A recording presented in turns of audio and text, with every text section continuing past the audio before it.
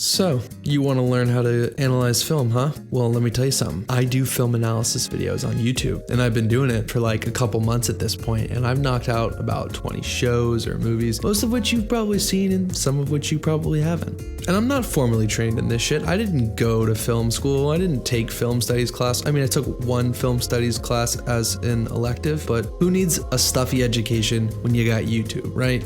Maybe my formal credentials aren't there, but let me tell you something. I've been watching movies my whole life, so maybe I got something to say, maybe I don't, and you can disregard me completely. But in any case, I was on Reddit the other day and someone asked about how to analyze film, and that inspired me to make this video.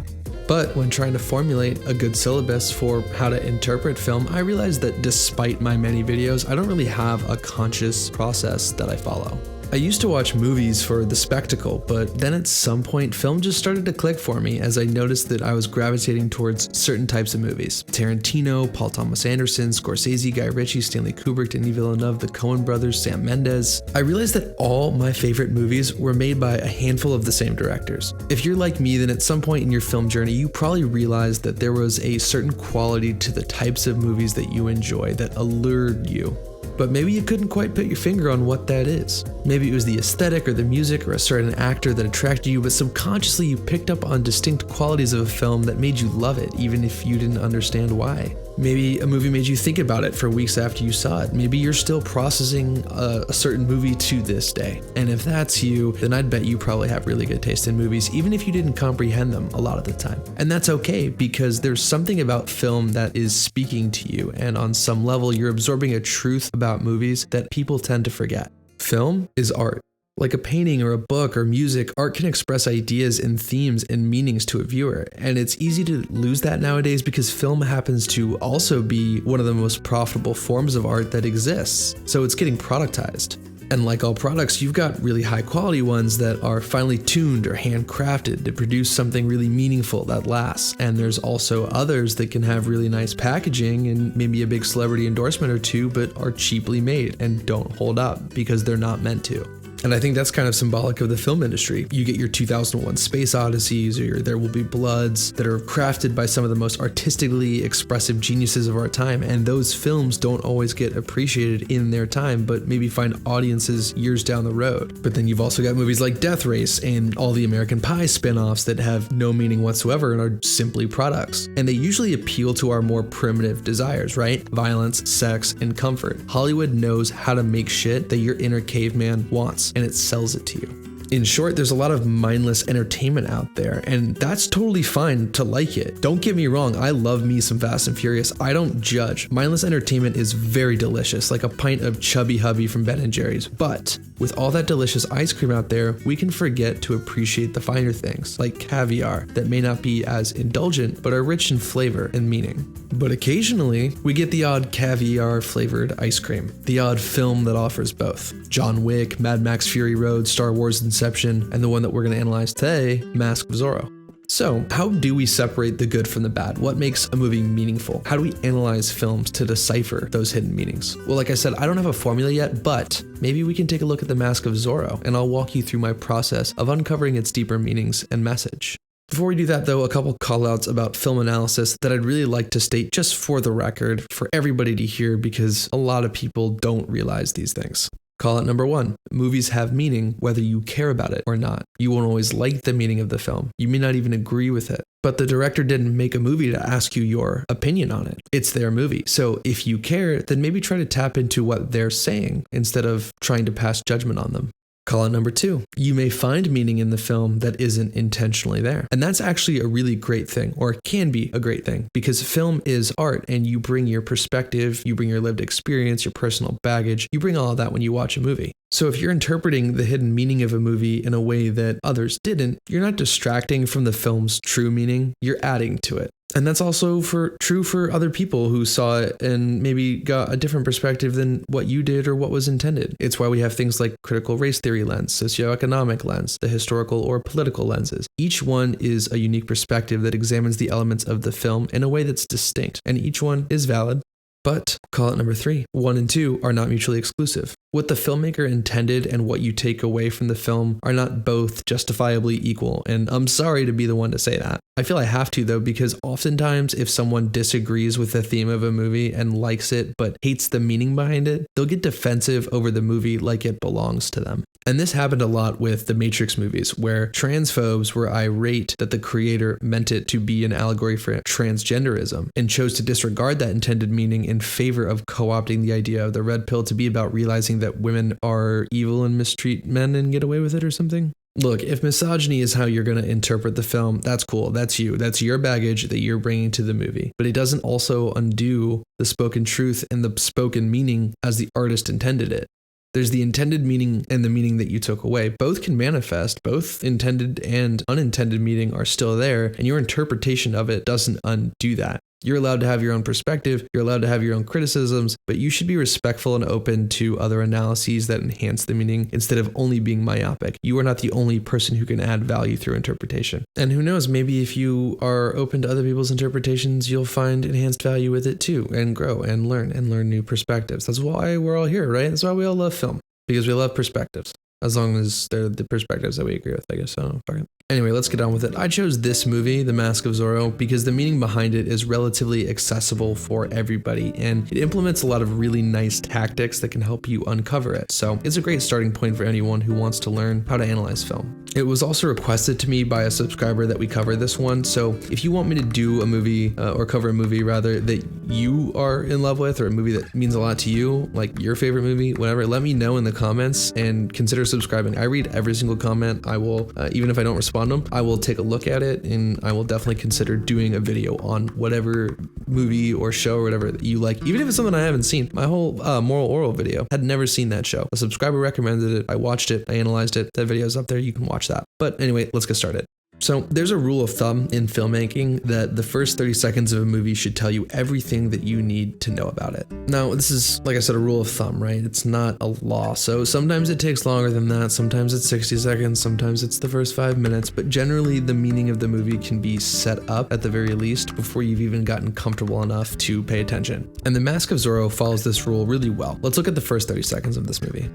It opens on this black curtain. We see 2 eye holes get cut out of it, and then 2 disembodied eyes come into frame, making it look like a mask. Then we get a peek behind the curtain, and we realize that it's 2 boys with cheap, worn-out clothes, so we can tell that they're kind of poor, right? And one of them says, "It's my turn." He pushes the other kid out of the way, and then we see the camera move through the eye holes to reveal this crowd of protesters fighting against what appear to be Spanish soldiers. Then we cut to a shot of a man climbing up a flagpole and tearing down the Spanish flag. Now, all this is very simple on the surface, right? But it's illuminating and starts to establish not only the setting, but also the themes that we're going to explore in this movie. The opening shot of the mask conceals the identity of the boys, right? You don't need to have gone to film school to understand that. All you can see is the eyes. You don't know what his face looks like. You don't have to be Roger Ebert to pick all this up. However, in order to understand and analyze this film, you need to be conscious that what's happening literally can also have a secondary underlying meaning. This is called the subtext, and that isn't always obvious. But let's keep rolling with this. Concealing of their faces, we can guess that there's probably going to be something in this movie about characters finding their identity or lack thereof. Then we see the 2 kids fighting over it, and one of them says to the other, "Oh, it's my turn," right? We don't know the impact of that statement yet, but if you've seen the movie, you know that this kid is going to grow up to be the next Zorro, so this seemingly throwaway line of dialogue actually has some meaning behind it. It's worth noting that movies are extremely intentional with their shots and their dialogue. Nothing in film happens on accident, least of all the words that a character says. So there's no such thing as a throwaway line in a movie. In this case, he's saying that it's his turn literally to look through the peephole, but symbolically, I think it's foreshadowing that it's also about to be his turn to wear the Mask of Zorro, to undergo the transformation in identity later in this film. Then we see the crowd resisting the soldier and the protester ripping off the Spanish flag. This tells us we are in Mexico during the Spanish War for Independence, but it also sets up one of the other themes that we're going to explore in this film, the theme of oppression and resistance.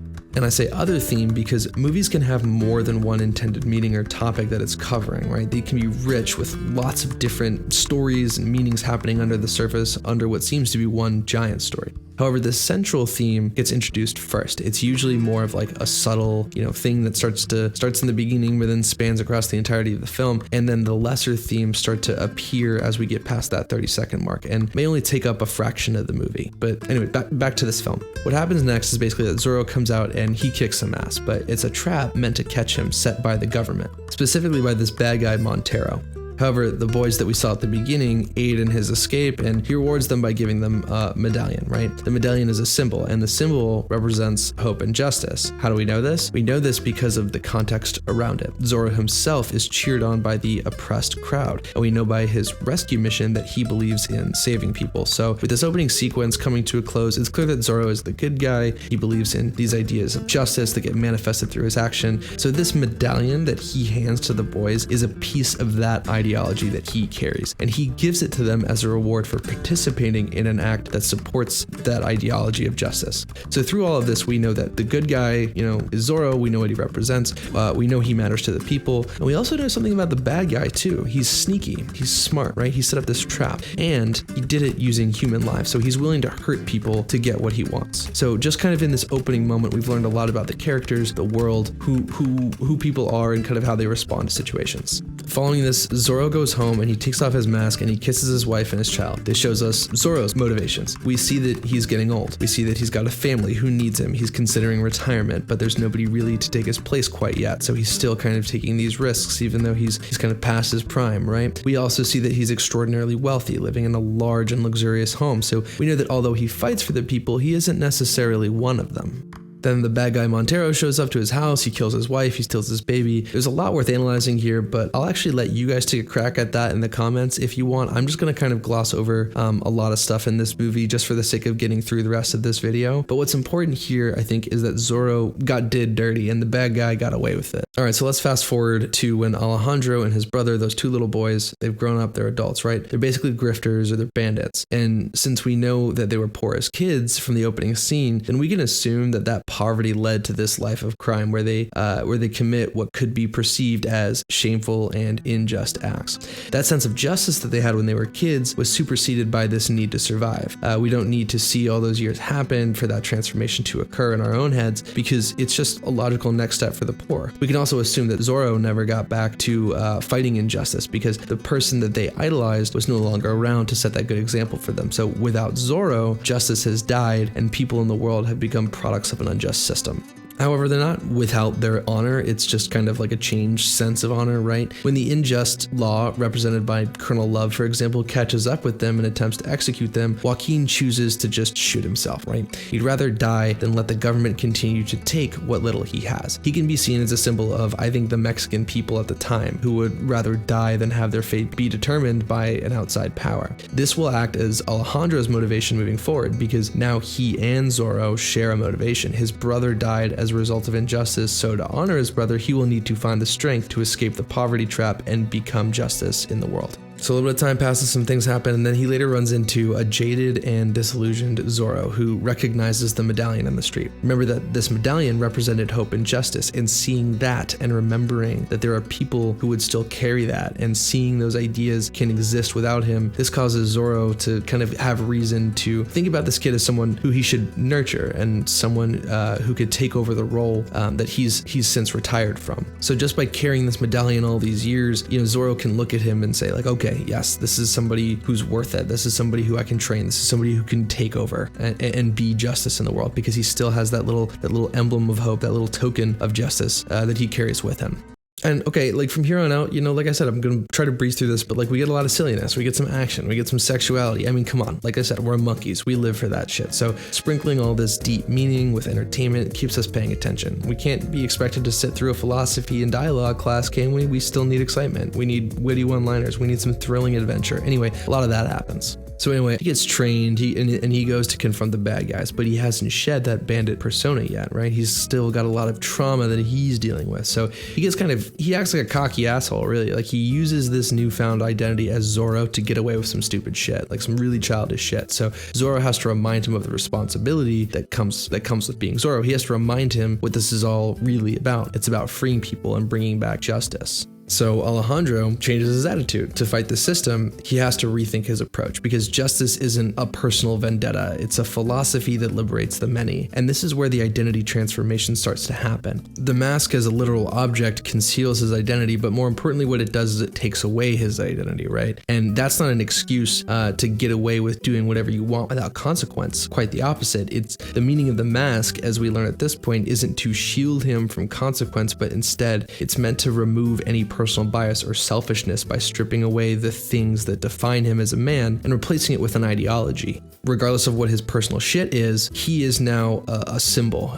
He's not defined by the vengeance or the personal gain that he's trying to go through, right? Once he dons the mask, he's defined by only one thing, the symbol that is Zorro, the symbol of justice and hope. So now it truly is his turn. Like at the beginning of the movie, it's his turn to wear the mask, the burden of selflessness as foreshadowed in that opening scene. Now, during his following escapades, he basically learns what motivates the bad guys: gold. They all want to build this new state, California, which will make them more wealthy than anyone. And as we learned at the beginning, Montero is willing to let people die to get what he wants. The gold is really a stand-in for greed, and his ruthlessness, his willingness to let people die, is how Montero plans to accomplish his greedy ambitions. So with that in mind, the workers are all kept in captivity, imprisoned by the greedy capitalist pursuit of this evil Montero and his American ally, Colonel Love. Now it's Alejandro's chance as Zorro to go and do what Zorro do, liberate the people. So he does. And it's in doing so that the original Zorro kills Montero, avenging his wife and his daughter, which causes a cart full of gold from the mine to fall and kill Colonel Love. They are killed both by the people they abused and the wealth that it brought them. That's really the symbolism here. That's the subtext that's happening on top of this literal act. And that is justice, baby. Anyway, now we've analyzed the film. I've walked you through my thinking along the way. Now let's get to what it all means. Why does the Mask of Zorro matter? I think the message from all this is a bit layered, and like I said, there's a lot of different interpretations. There's more themes than the one that we just covered. I just wanted to walk you through a process to think about how you can analyze film. And I think this movie it's got hints of colonialism, a little bit of justice, and it's a statement about how greed is destructive. Ultimately, however, I think the Mask of Zorro is really about not letting your past define you, and how anyone can become a hero as long as they have justice in their hearts and give people hope. But what do you think? Leave your analysis in the comments, and don't forget to like and subscribe. And again, let me know if there's another video that you want me to cover, because I will certainly cover it.